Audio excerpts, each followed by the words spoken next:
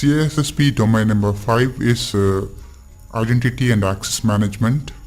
We start this domain by looking into some of the access control challenges that we get in everyday life. So what are the main access control challenges?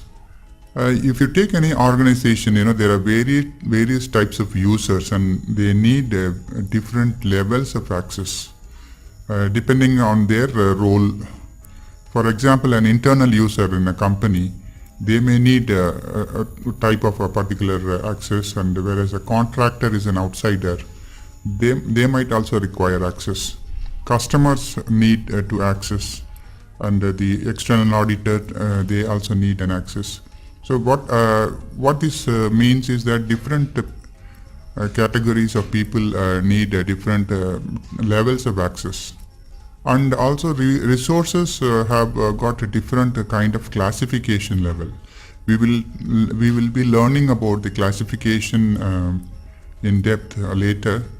However, for now, we assume that the information is classified in an organization depending upon their sensitivity, like how secret it is, whether they can classify something like secret, company confidential, public, etc. So depending on the classification level, and the users, they will have clearance level based on the clearance level. If they have clearance for level 2, then they can access these documents like that. Complex. It is becoming complex. So different types of users, different types of documents, different levels of classification. So how do you manage all those? So that is the question here in the identity and access management.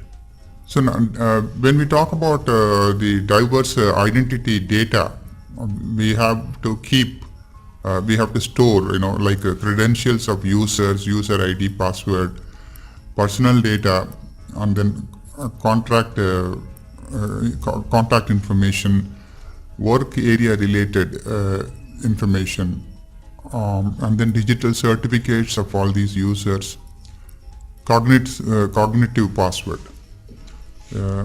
This is a cognitive password. That's a keyword. What is a cognitive password? It is based on the knowledge of the user. Like, for example, if I use my native place as a password, then it is a cognitive password because I only know that it is my knowledge. For example, I'm saying. So these all such data have to be stored, and the corporate environment is also continuously changing. Like if you store something today, the person leaves, then that is no longer needed. That has to be deleted. And if the person gets transferred to another department, this information needs to be updated. So these are all constant challenges. Like the business environment itself might change. The resources, access needs changes. Employee roles, similarly the actual employee, a new person will join. So these are all some of the challenges, and we just touched upon these challenges. We will look in depth in the next subsequent presentations.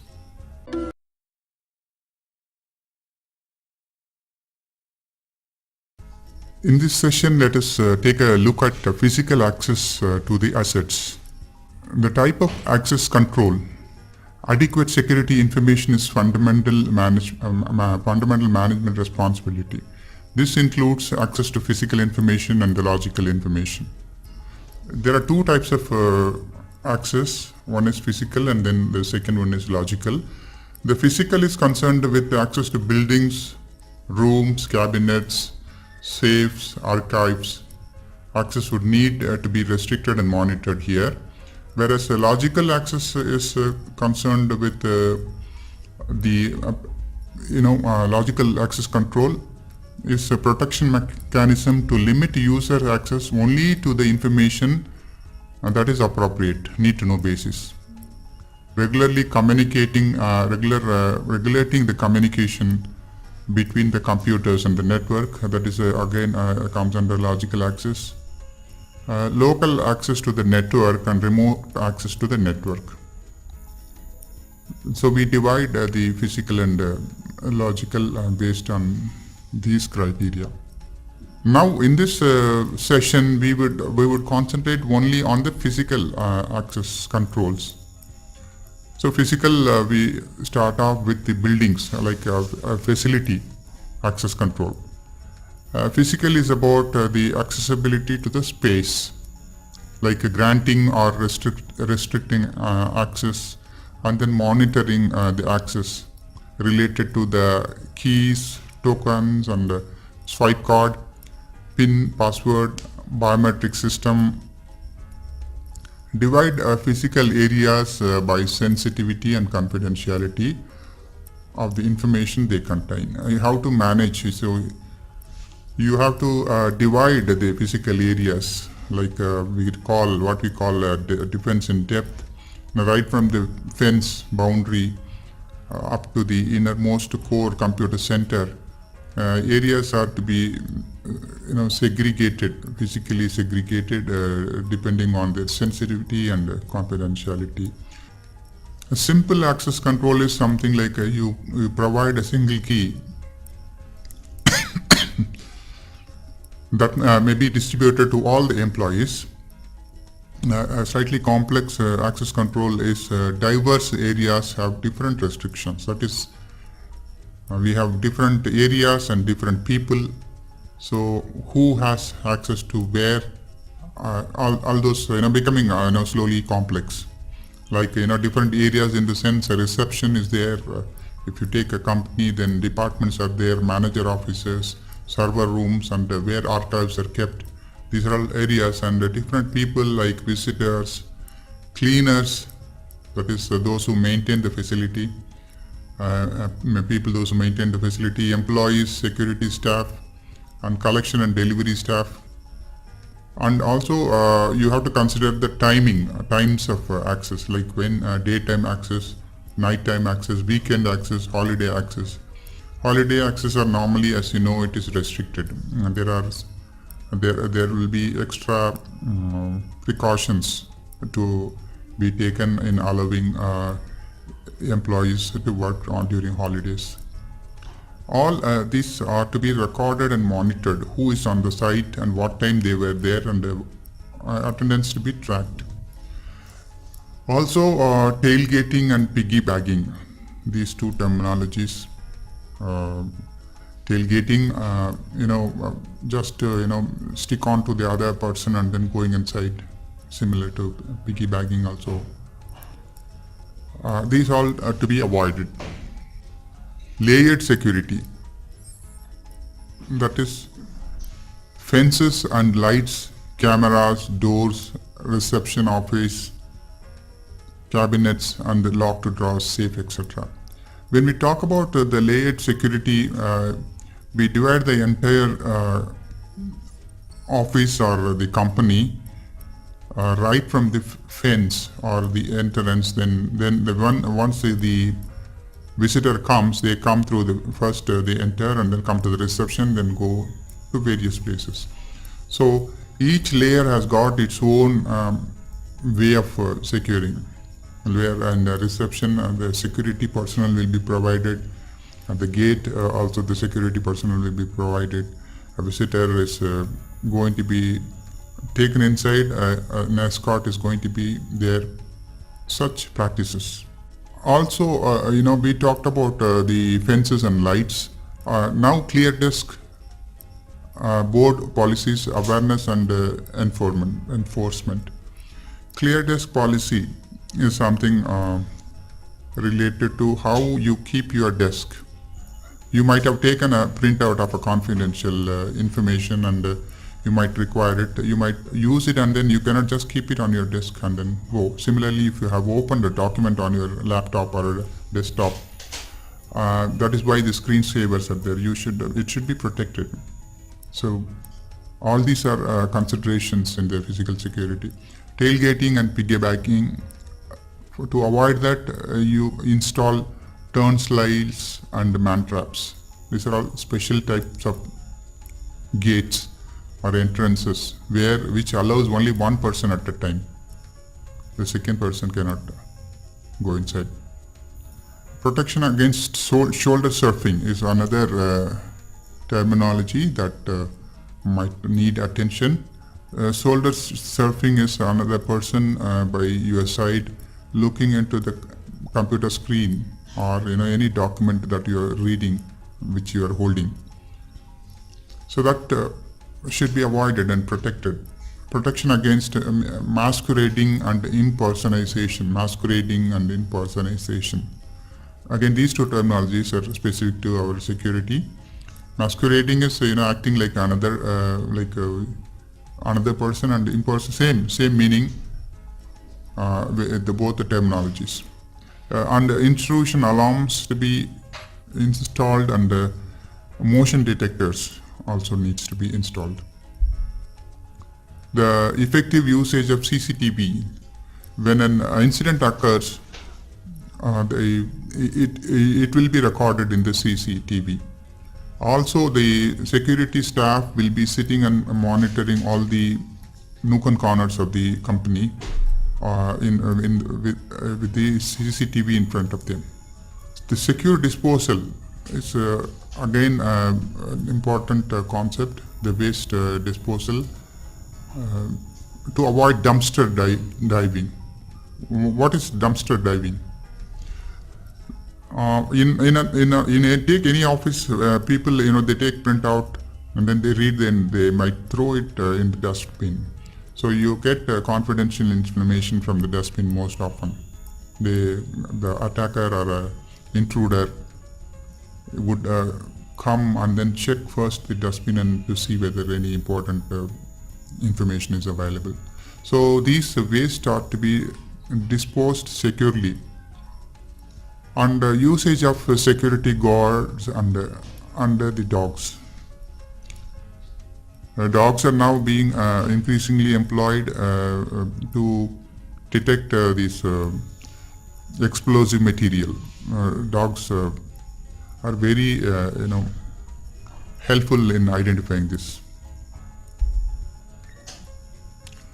High risk areas, if you consider the server rooms, because there will be a network backbone servers are going to be there, and nobody needs access to the server room. They might be sitting at their desk and they can access the computing resource, but there is no need to go into the room. So restrict access to the server room. Set up surveillance like CCTV camera and so on. Make sure most vulnerable devices are locked in a room. Example, network devices, firewalls, and IPS. Why? In the sense, by mistake, somebody can pull out a cable, from the network backbone, then the entire transaction or whatever is going on is going to fail. Need not be human compatible. Like in the server rooms, you can. It could be dark. Low temperature can be are used. Oxygen displacement for fire suppression can be used. There is little or no lighting because nobody is going to be there inside the server room. No need for accessibility compliance. Collection and delivery areas. This is again another risk area. Separate means of access that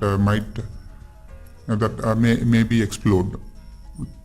So that only authorized personnel can access. Delivery staff often have access to facility to make delivery. So again, a caution has to be there. Goods awaiting delivery and collection may be a source of theft. Even for that matter, the archived the tapes could be a source of theft. Similarly, the waste awaiting collection and disposal. The people, those who are involved, may need little access to that specific area only. Now we talk about the confidential material, like collection from the printer, pigeonholes, and enforcing a clear desk policy. We saw the clear desk policy earlier. about leaving confidential material on the table, or keeping the desktop open with the important document opened. Policies should enforce clear desk. Also, how the important documents are available on the printer and pigeonholes. Pigeonholes are used for for delivering documents and letters. The individual would have to go to their pigeonhole and collect it, so that if it is unattended, anyone can collect that information available in the pigeonhole. And then now you can also consider taking the material offsite, confidential material. So there someone could do a shoulder surfing to get some important pricing information could be. Users should be aware of the risks of being overheard or seen when using classified data offsite. Also, secure waste disposal. Policies and procedures for the secure disposal need to be created, implemented and audited regularly. Paper may have to be shredded using a shredding machine. Papers have to be shredded, all in confidential material, instead of just dumping on the dustbin. Intrusion alarms and CCTVs are important in the high-risk areas. Restricted access to control panel and tamper protection. Alarm monitoring, like activating and deactivating the alarm, only authorized personnel, or it should be automated. Assigning someone to respond to the alarm and perform outcalls, investigate false alarms, reset the alarms, report the outcome, why the alarm went off, and what happened after that kind of a report, outcome. Regular scheduled maintenance and testing of these equipments, because it might fail like any time. So regular maintenance is an important aspect. CCTV monitoring, assigning responsibility for monitoring, recording and investigating, maintaining and testing these CCTV. A physical access control system consists of the following components, like identification of personnel, visitor management. How do you manage the visitors, whether you need to have an escort, and what is the policy and how you have implemented. Parking permit management, alarm monitoring and intrusion detection, all is part of a physical access control system, which is called PACS.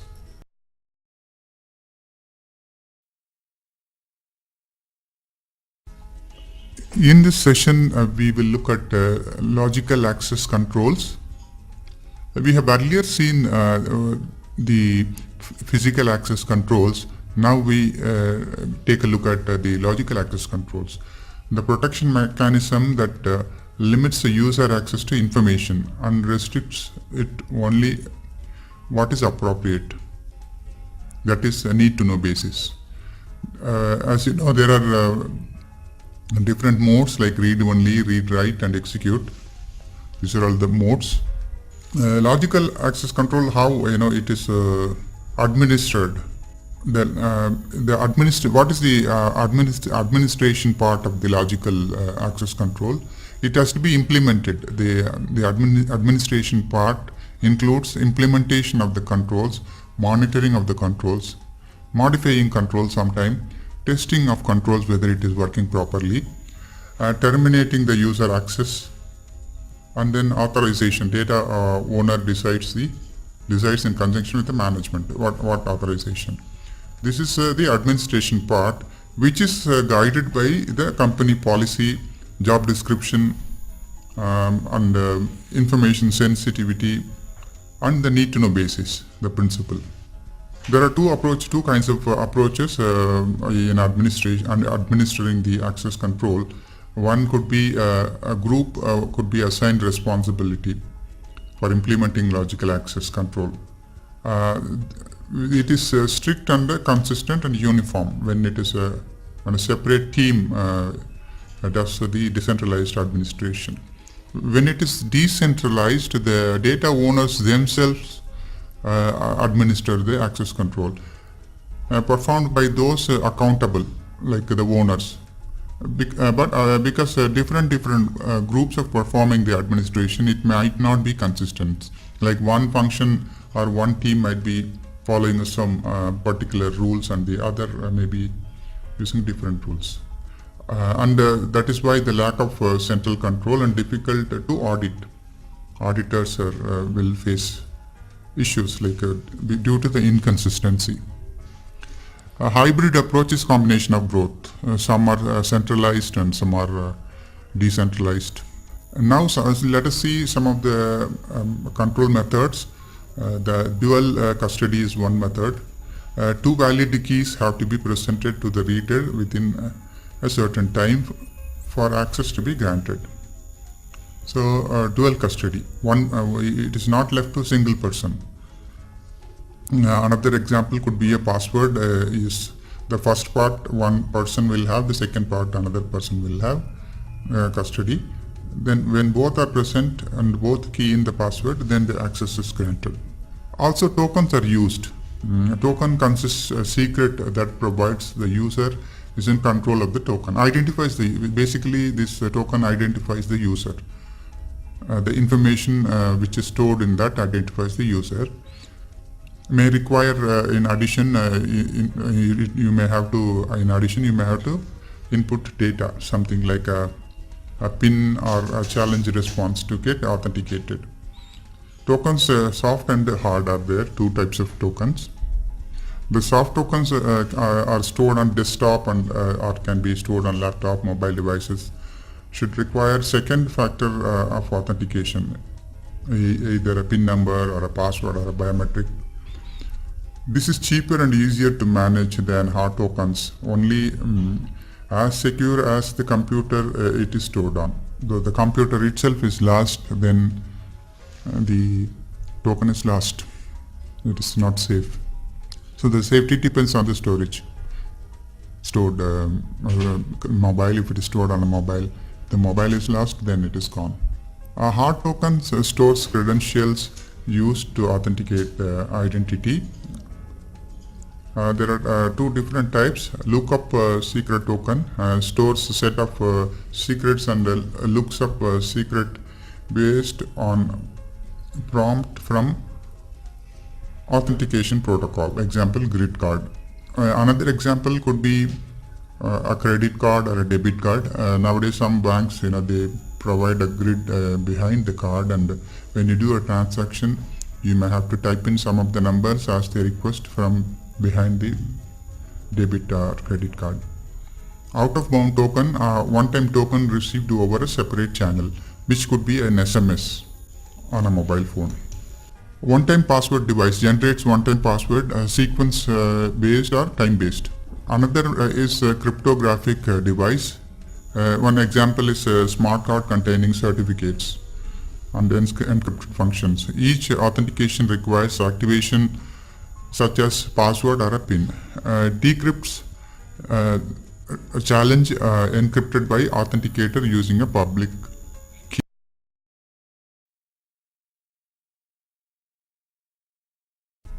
As part of this identity and access management domain, let us take a look at the biometric systems in this session. What is biometrics? Biometrics is a technical term for body measurements and calculations. It is based on the physical characteristics like a thumb impression or a retina, and physical characteristics of a person. It is based on that.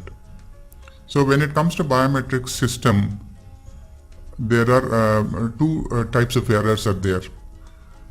The type 1 error is false rejection, and the type 2 is false acceptance. What is false rejection and false acceptance? We will see in the next slide. And I have provided a graph. Maybe I would explain this. This graph gives the false acceptance rate and the false rejection rate. This is a crossover point. Let us see the details in the next slide. Before we go to the next slide, this is an important point to observe here. The technology type is not at all significant issue or important when considering biometrics. What is important is accuracy of the reader is more important factor. So the technology type we don't bother, whatever may be, but it should be accurate. Now we come to the false acceptance rate. That is false acceptance rate is the probability that a system is incorrectly authorizes a non-authorized person. Falsely it has accepted a wrong person. That is false acceptance rate.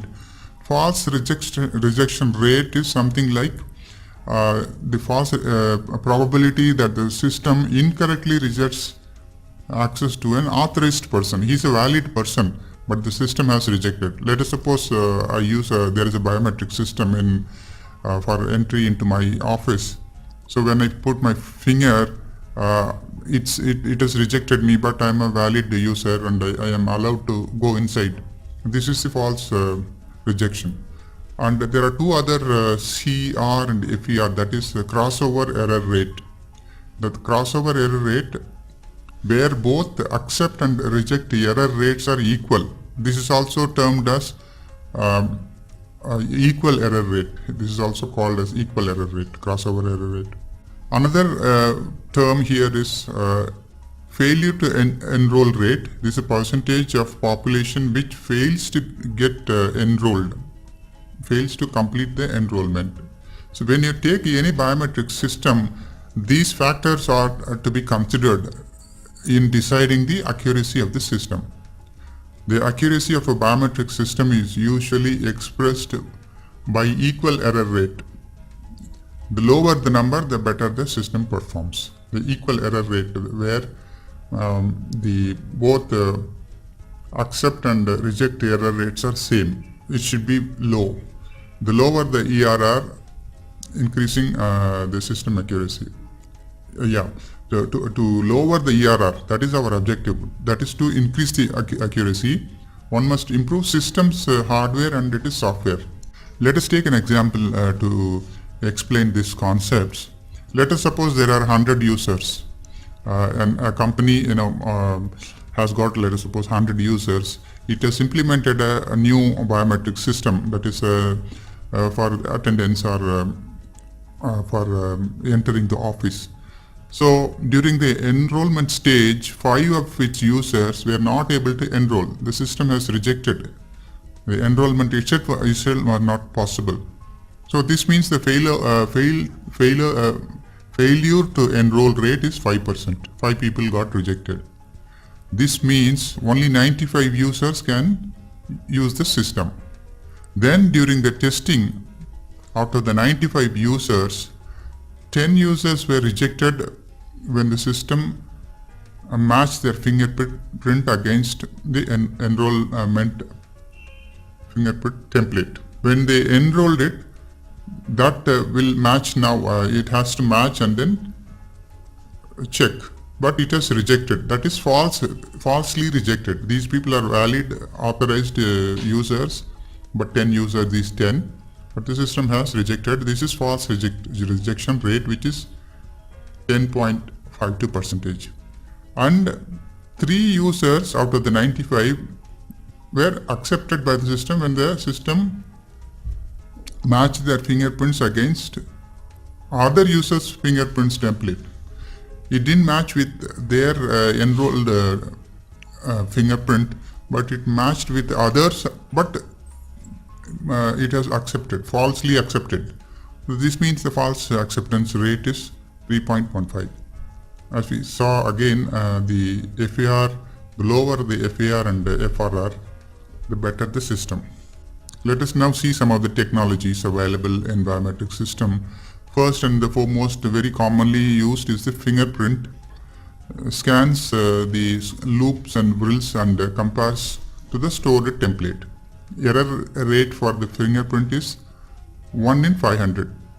Acceptance concerns for the fingerprint is sanitation, swelling, dirt, grease, etc. It can fail, when dirt is there or when swelling is there. There is a concern about sanitation also. The facial image is another method. Scans position and size of eyes, nose and mouth and compares to the stored template. Originally when enrolling, it might have stored that. So it compares.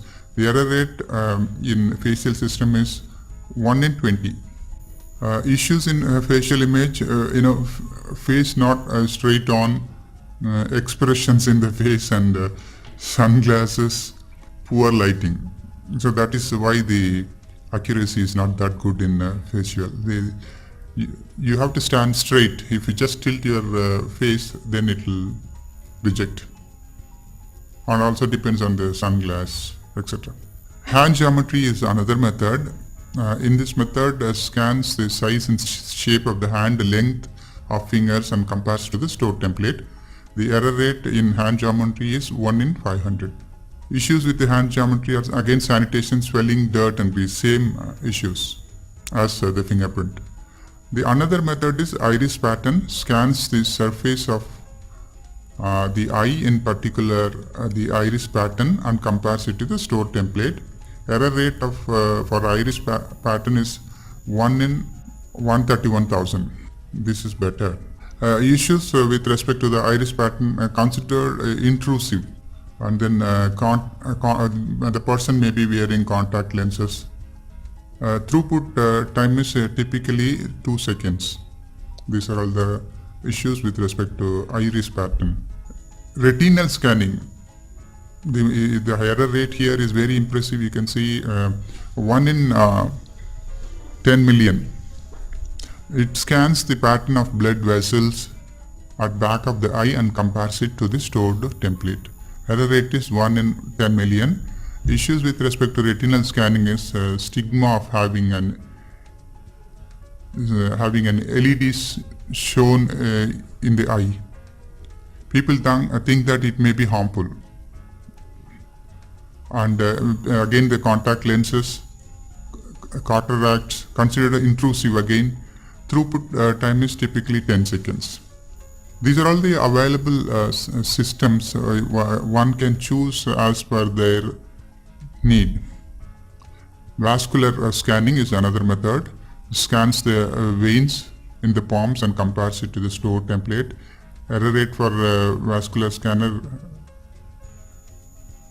is insufficient evidence, so doesn't change as the people age. Difficult to forge, and then this is contactless, no need to touch. Signature dynamics scans the shape of the signature,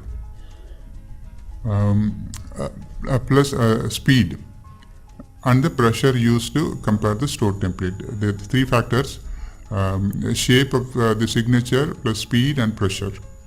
The error rate for signature dynamics is 1 in 50. Issues with signature dynamics, it can be forged. Signature also changes with respect to time. Voice recognition is another method. Identifies the voice characteristics of a given phrase to that one held in the template.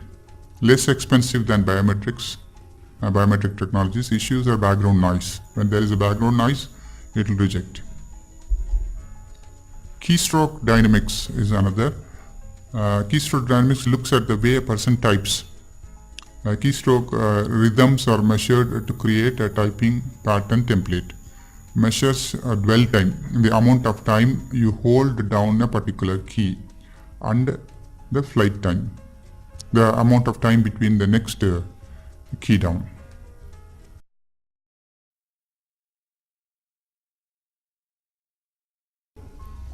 In the identity and access management domain, currently we are taking a look at identification, authentication, authorization and accountability concepts. What is an identification? The assertion of a unique identity for a person or a system, and which is the starting point of all the access controls. Like, how do we identify a person or a machine for that matter? The methods used are usernames, user IDs, account number or PIN number, digital certificates. These are all some of the methods used to identify. a person or a machine. And what is the authentication? The authentication is the process of verifying that the identity claimed is correct. Here the example again, password, PIN number, identity card, passports and biometrics. The process of verification, authentication. Authorization is the another term we use for this is the process of defining specific resources a user needs and determining the types of access to those resources the user may have. This is decided by the owner. The process of identifying the specific resources a user may need and determining the level of access, type of access. Accountability, holding individuals accountable for the actions of their assigned user account. Whatever actions they have done using their user account, they are accountable. Accountability. These three, authentication, authorization and accountability, are often referred as AAA, AAA. Only possible with accountability is only possible with strong ID, authentication and authorization. Audit trails created to create a record of activity. If audit trail is there, one can identify what actions they have performed because it is available in the log. Different types of identification: physical, logical and hardware and software. Physical is ID, badges and biometric. Logical is user ID, PIN number, email address, account number. Software is a digital certificate. So hardware is MAC address, IP address. Now take the identification badge. What it has is name, organization, photograph, position. It may also hold biometric informations. Visitors and temporary staff are also provided with the badges. Badges inspected and checked by the security. Badge should always be worn. Otherwise there is no use of the badge. Smart card badge can also provide other functions like access badge and a credit. Can be used for these two purposes also. Smart card. It is not just an ID card. It can be used to open a door, etc. Another method is RFID, radio frequency identification, a non-contact automatic identification technology that uses radio signals to identify and track, sort, detect people, goods and assets, used in electronic passport to assist the identification. This is even used to nowadays in many ways used to track the cars, animals. And the radio frequency is very commonly used. What are the vulnerabilities if it is not protected? With respect to RFID, eavesdropping is possible. Somebody detecting the radio signals. Traffic analysis, tracking protected devices, privacy issues. I was talking about tracking cars, so this would result in privacy issue if it is not protected. Spoofing. It is possible to spoof data written to an unprotected tag. Also, denial of service and distributed denial of service. Jamming frequencies in use are sending a kill command. Kill command is a Unix command. So the other RFID integrity, compromising reader to access information, virus attack on reader. The RFID reader can be attacked by virus and it may not be able to read the card. That is an issue.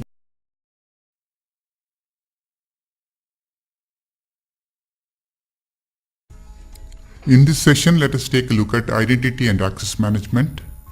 Firstly, let us take a look at password management. What are the standard policies for framing or choosing the password? One has to consider between static and dynamic passwords. Dynamic is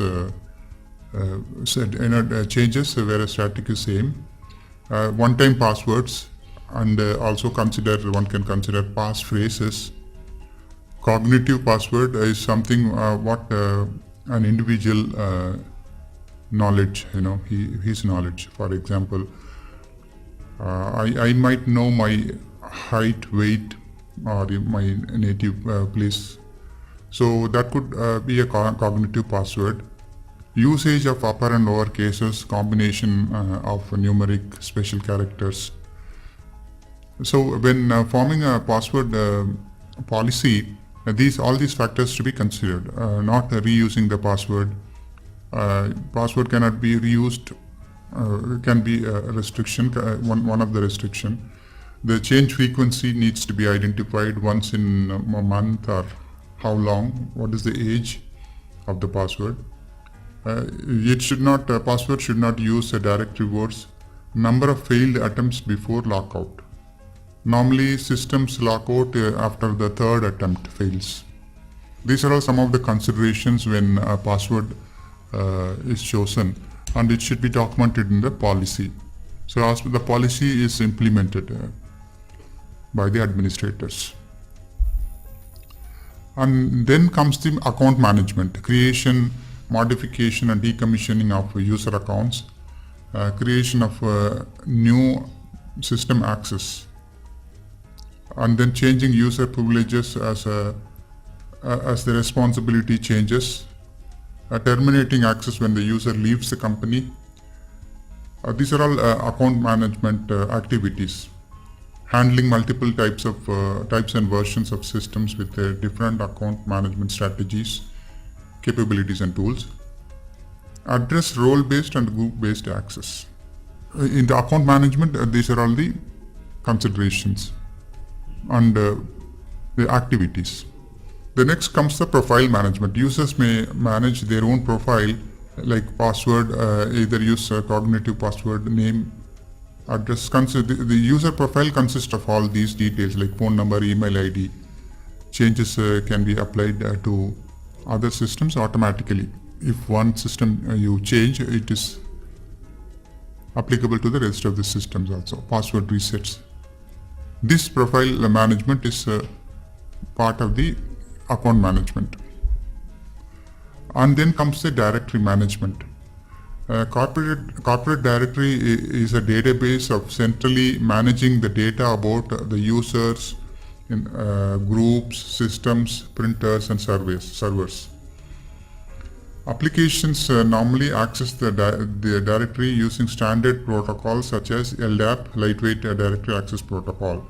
Centralized collection of user data may be used by many applications in the organization. This avoids repetition and simplification of the architecture. Everything is stored in one place. All the application takes access from this database. Legacy systems may not allow an external system to manage their users in legacy systems. So what are the different technologies available in managing the directory? X500, LDAP, AD or ADDS, that is Active Directory or Active Directory Domain Services. X400, Single Sign-On Kerberos. These are all some of the technologies used in directory management. Also, web access management is another perimeter-based portal access used for web portal access, like once in unlimited access. Let us take a look at X500. X500 was developed by communication companies as a standard for developing electronic directories for use over telecom networks. It was developed by the telecom companies. Operates on both OSI and TCP/IP network models. Information is organized in a hierarchical network. You can see here it is a tree structure. Key field is the key field is DN, that is a distinguished name, provides path through the database to entry. Also supports relative distinguished name, that is RDN, name of the entity without the full path attached. These are all the features of X500. Now let us take a look at LDAP, that is Lightweight Directory Access Protocol. Based on DAP, that is Directory Access Protocol, that was part of X500. Designed to be simple and operates on TCP/IP, supports DN and RDN, distinguished name and relatively distinguished name concepts. Clients makes requests for access to an LDAP server. The server responds with the result. The LDAP typically runs on port 389, which is unsecured. For advanced security, LDAP version 3 uses TLS for encryption. And next comes the AD, very popularly known as AD. It is Active Directory Domain Services, an implementation of LDAP for Microsoft-based environments, Microsoft Windows. This ADDS can enforce user and system level policies in uniform and highly auditable manner. It's a very commonly used to enforce policies. Hierarchical framework organized into forests and trees, like here, forest and trees. Collection of trees is a forest. Then comes the X400, originally developed for exchange of email on OSI-based networks, can run TCP/IP also as well. Includes security features, message privacy and integrity. Largely replaced by SMTP-based systems. This was replaced. Now let us see IDAM, popularly known as IDAM, that is Identity Access Management. Here, this is visibility and control over user access privileges. Who can access what, that kind of an information. Using, this is also referred as IAM and sometimes IDAM and IAM. Using IAM tools to ensure the right access controls. So there are plenty of tools available for IAM, that Identity Access Management. Detective controls such as periodic access certifications to detect rogue accounts. It is not practical to manually identify such things. So that is why the tools comes into picture. Unless you use the tool, manually identifying these rogue accounts is going to be a difficult task. Event-based certifications triggered by any change in user privileges. This IAM tools function, has these kinds of detective controls. Access policy prevents or detects toxic combinations of access privileges, such as those that allow a conflict of interest or scope for fraud. It identifies and it prevents conflicts of interest or scope for fraud. This IDAM tool, automated accounting, is possible. Automatic account reconciliation is also possible with respect to IDAM. Detects unauthorized changes to user privileges. Detects access privileges granted without management approval, without any approval. Rogue accounts detected in nightly scans. This tool can be run daily basis during the night times when there is the system performance is low, like when the system is free. So this tool uses scan and identifies the rogue accounts. There are a number of access control attacks. What is an access control attack? An attempt to bypass or circumvent the access control methods. We have built a lot of access control methods into the system, but the attempt to bypass this is called access control attacks. Web application and authentication attacks. Here we are giving appealing threat for attackers. When it is web application and authentication attack, appealing for attackers, web applications may authenticate users unsafely. These are all vulnerabilities. Access control check in web application might be incorrect or missing. Authentication bypass may also occur. Needs good authentication and access control to avoid these issues. Now let us see what is access aggregation. A collection of multiple pieces of non-sensitive information and combining it, that is aggregating it, to learn sensitive information. A problem if old accounts are not properly disabled. Another attack is reconnaissance attack. Access aggregation attacks that combine multiple tools to identify multiple elements of systems such as IP address, open ports, what are the services running on operating system, and etc. This we have also seen this earlier. The first part of the attack, the first stage of the attack is to gather information on the open ports, the operating system and IP address, operating system version. What are the access control protections that can be deployed? Deploy multi-factor authentication instead of single-factor authentication, multi-factor authentication.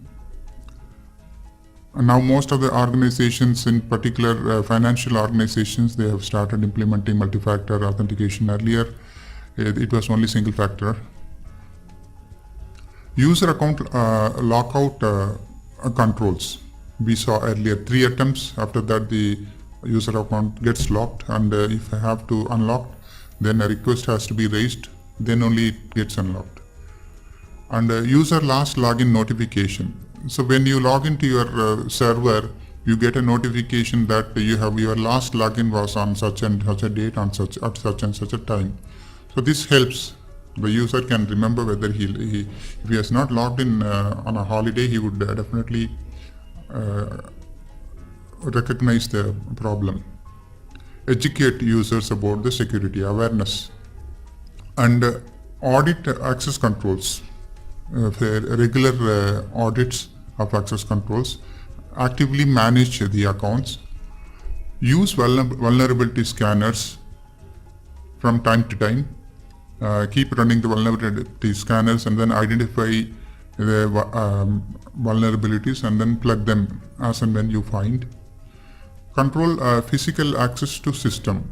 Control electronic access to system. Physical access is also important. That is why we keep the server rooms locked. Control electronic access to password file. Encrypt password files at rest and in motion also. These are all the access control protections that can be employed. User password masking is another method. Create and enforce strong password policy. We saw at the beginning combination of all numerals, alphabets, special characters, the expiration of the password, the aging, a lot of we saw in the beginning. That is create and enforce strong user password policy, like length and everything. This is the life cycle identity management. Provisioning first, provide access to new user or existing user requiring more access based on least privilege and the segregation of duties is the first. And then the second is a review, audit and recertification, investigate incidents, and finally the revocation. Levers, remove the accounts. Levers, movers, and decommission the system. Take care of them. These 3 stages. First you provision, and then review, and then revoke.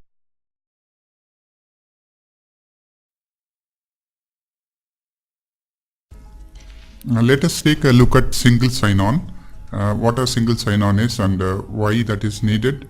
The single sign-on is also referred to as federated IT management or reduced sign-on. The purpose is to have the authentication at a single central place. Most methodologies are associated with centralized user data and with centralized directory services. The legacy systems may not allow external means to identify and authenticate users. Credentials held externally to the application. Credentials automatically entered on behalf of the user. These two are the features of the single sign-on. The credential, the user ID password, is held externally to the application. Maybe the application is running here.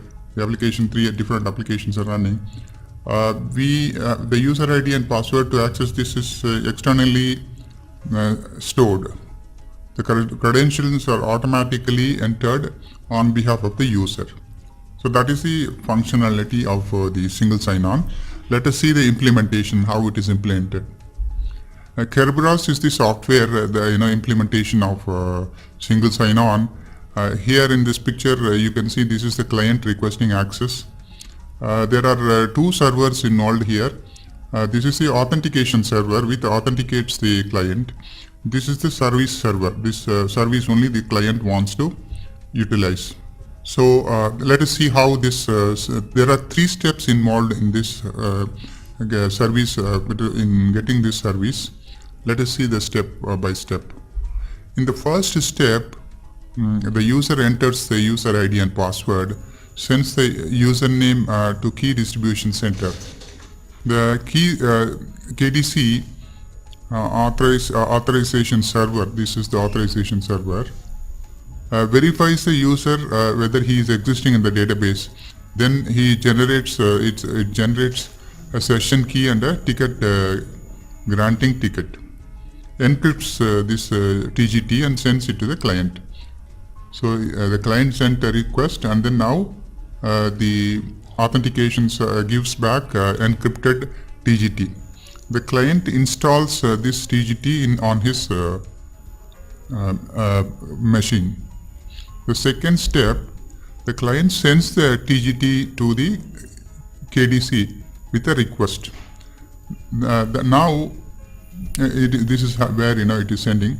Then the the KDC verifies the ticket validity, and then KDC verifies the user has sufficient privileges. All the validations done, and then KDC generates a service ticket now. It gives, and then sends it to the client. The step 2 is over now. Then the third final step where the client is getting serviced, whatever service requested.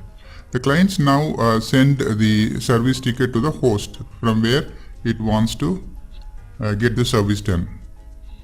A host verifies the ticket is valid with the KDC. Then host provides the service.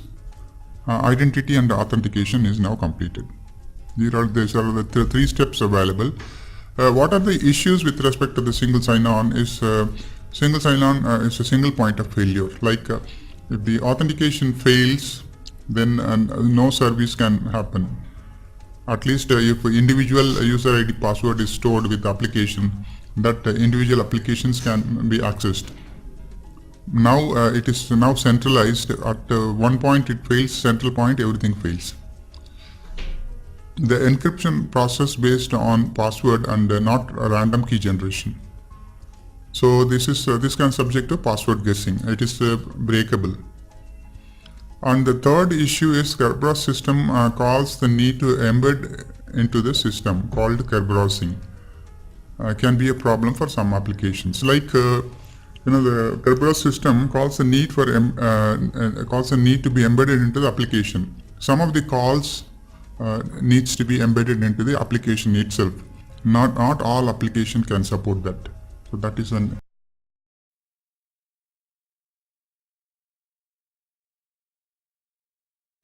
This session is about the multi-factor authentication.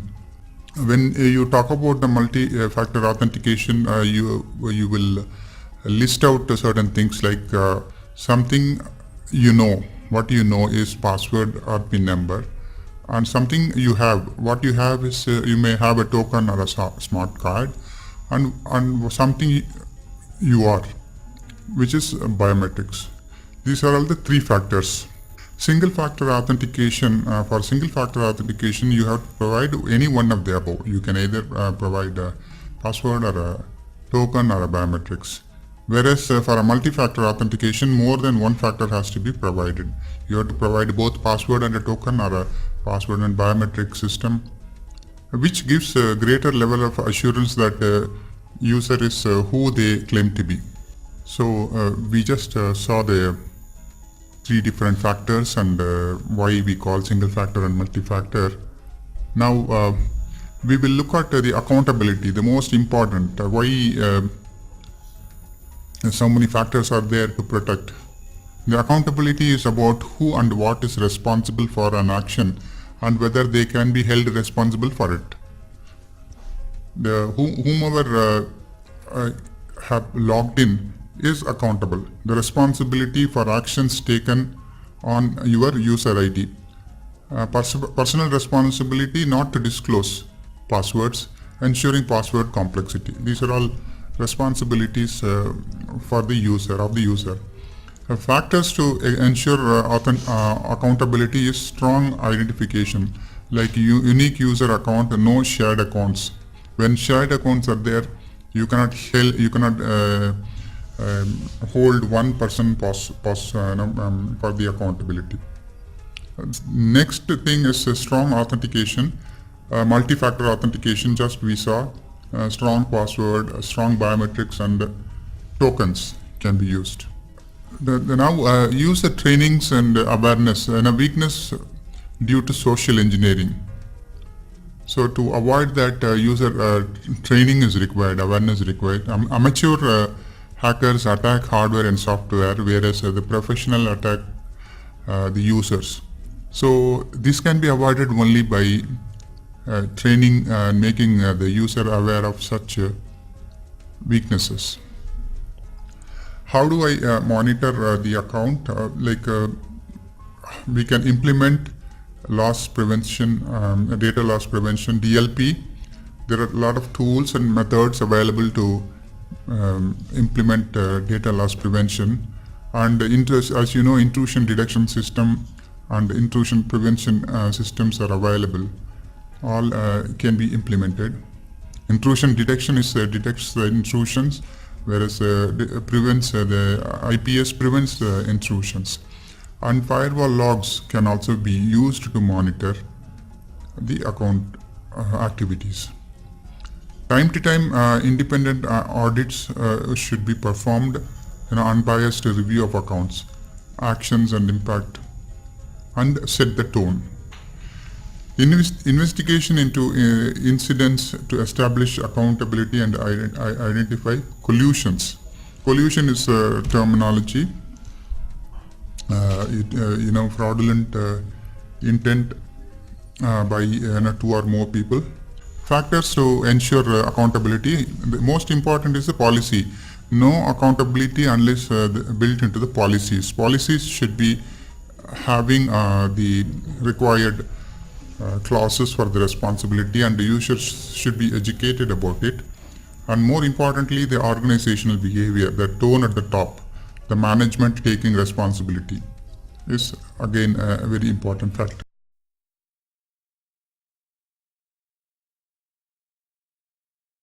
In this session, let us look at desktop controls and the session controls. What is a desktop controls? That is protecting the desktop.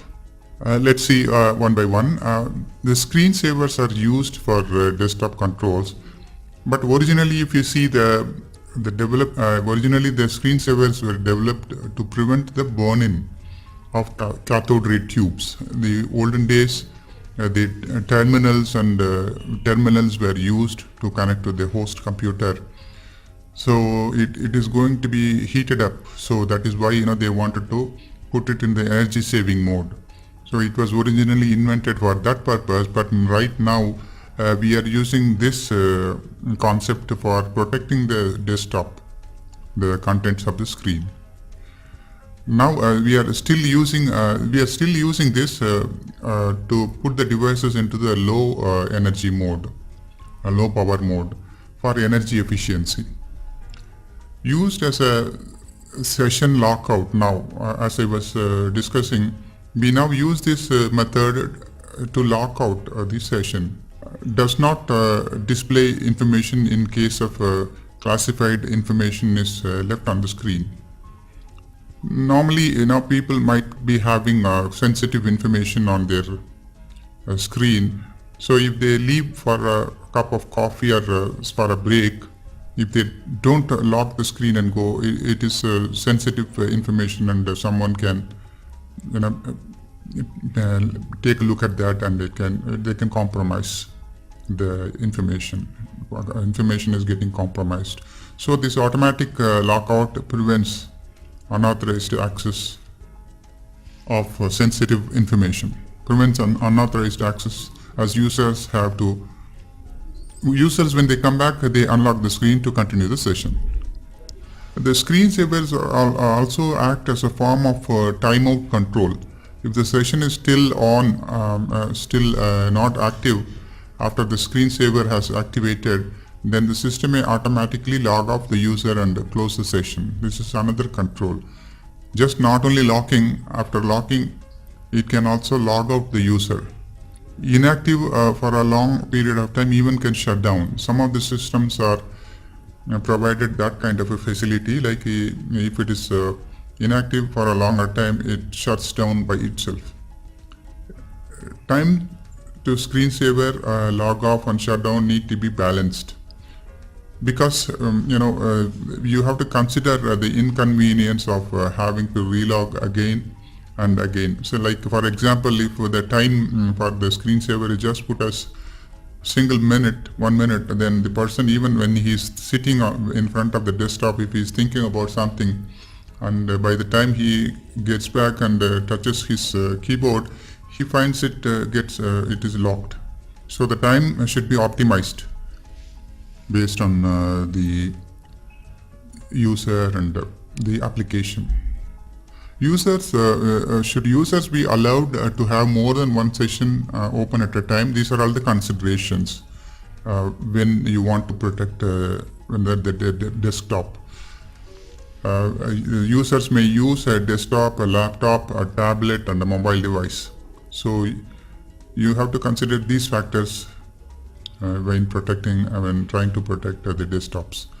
Review unusual pattern of session activity, unusual devices, unusual times.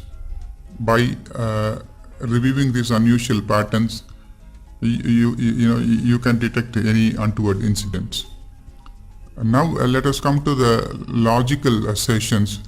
Growth of information systems that are service-based are through web browsers now. Understand web session and how to protect them, it's important. Sessions created between authenticated users, services and applications and the devices routinely. The sessions are created.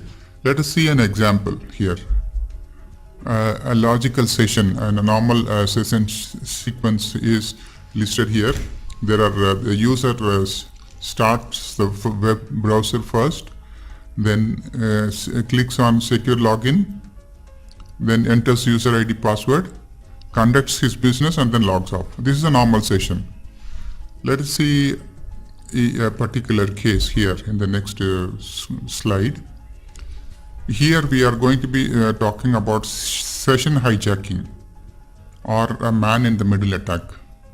Here we represent the hacker in this color and the user is in green to distinguish between the two. And this is the session. The user is sitting here on his laptop. The attacker is sitting here with his laptop. And the user or victim, he is going to be a victim because the man is sitting here. He is called man in the middle. Let's see the sequence now. The user starts the web browser and navigates to the site A. The attacker he will go and insert himself between the user and the site. He is the man in the middle now. He is a man in the middle. This is called man in the middle attack or a session hijacking. The session which the user has started is hijacked by this attacker. The session, now he has got inside and the session is with the attacker. is with the attacker and not at site A. This is the site A. Attacker passes the information back, so the user is unaware. So now this user is not aware that a person is sitting in between and then taking what all he is sending. He is thinking that he is directly talking to the web server.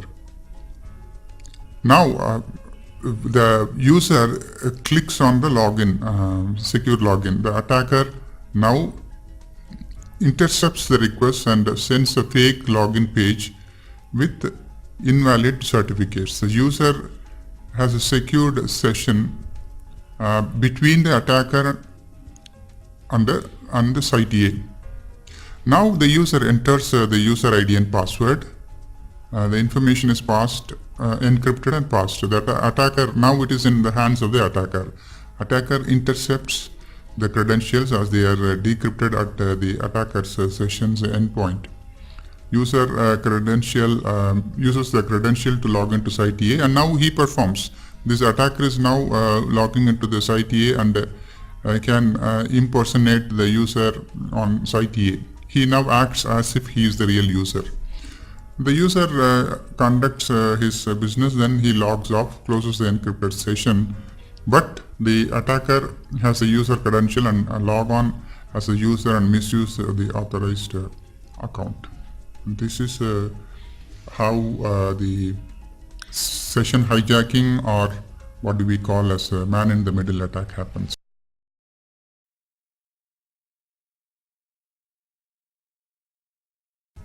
As cloud is becoming more popular and user-friendly, the cloud-based identity access management services are increasingly becoming available. The cloud-based services that uses identity and access management functions, that provides the identity and access management functions, which is a combination. The identity as a service is a combination of administration of the credentials, accounting of the user IDs, authentication, authorization services, also logging and reporting. These are all the basic functionality. Let us see the functionalities in detail in the next slide. Identity as a service functionality. Access management is the first functionality, then the single sign-on. No need to remember multiple password. Intelligence is built in. Identity governance and administration are the functionalities. Granular authentication control, that is finer control reduced to need-to-know basis. Administration, efficient management of users, and integration with the in-house identity and access management systems.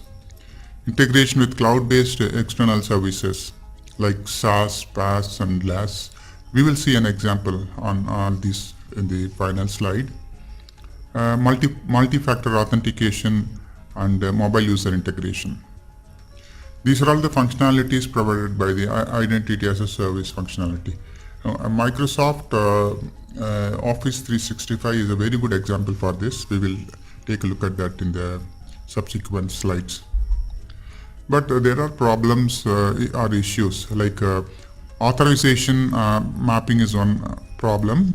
What do you mean by authorization mapping?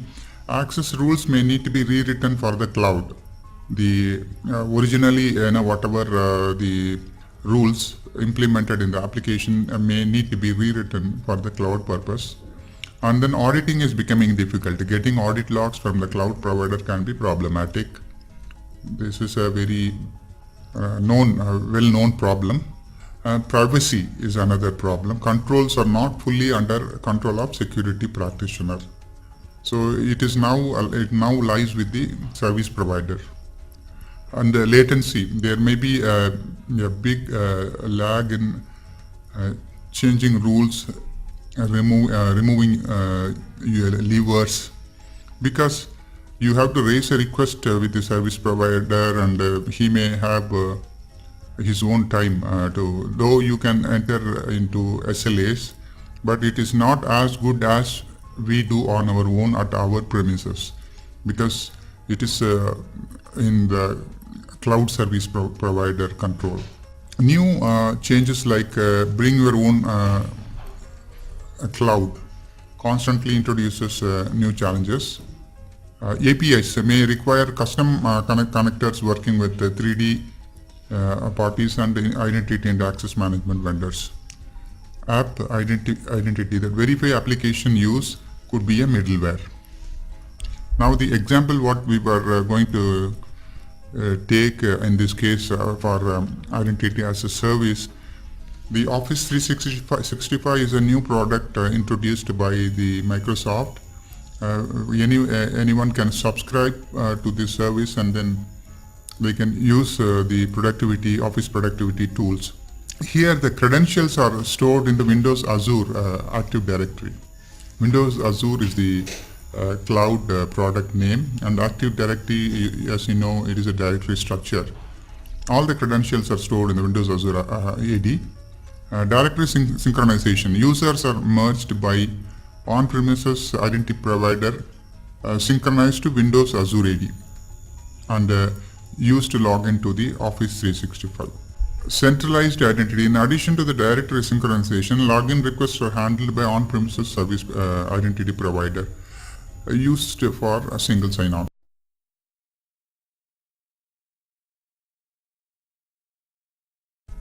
Security assertion markup language is a new development. This completely eliminates the requirement for all passwords. SAML is a new open standard for exchanging authentication and authorization data between parties, in particular between an identity provider and a service provider. This is a standard for standard protocol for web browser single sign-on using secure tokens. SAML completely eliminates all passwords and instead uses standard cryptography and digital signatures to pass a secure sign-on token from identity provider to SaaS application. SaaS in the sense software as a service application. SAML roles. If you can look at this picture, there are three different roles. Typically a user is called a principal, and the ID provider and the service provider is SP. This is the end user, this is the client, this is the access control service, this is custom management. The credential are passed on here, and then he from the service provider, and then he provides a ID token. Then this token is passed on to the service provider. User, the ID provider is on the right side, and this is the service provider. This is the user sitting on this client. Thus the password is eliminated, and tokens are taken from the ID provider and given to the service provider, and service provider provides the required service.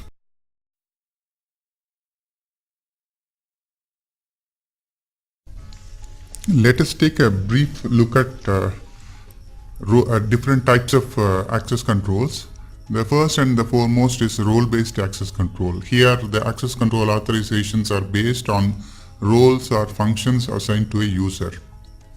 The next type is mandatory access control. Access determined by organization security policy, hard-wired into system after a data owner has decided classifications and ACLs. That is relating to the mandatory access control. The non-discretionary access control requires administrator of a system to define and tightly control the access rules for the files in the system. Discretionary access control, the data owner decides the controls, and user-centric mechanism. Next is the rule-based access control, access based on list of predefined rules by the data owner that determines what access should be granted. Let's see here. The first one is the non-role based access control, where application 1 and 2 are available.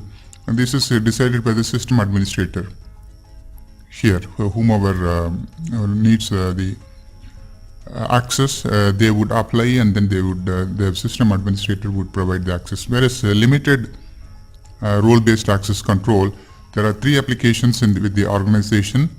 Out of that, application 1 and application 2 are role-based, where role A can access application 1 and role B can access application 2, and application 3 is again under the control of a system administrator, which is a non-role based access control. The third type is hybrid, that is a mixture of both non-role based and it's a mixture of both. Like the role A has got access to application 1 and 2, and role B has got access to the application 3. And finally, the full role-based access control, role A has got access to all the applications. The differences are visible here.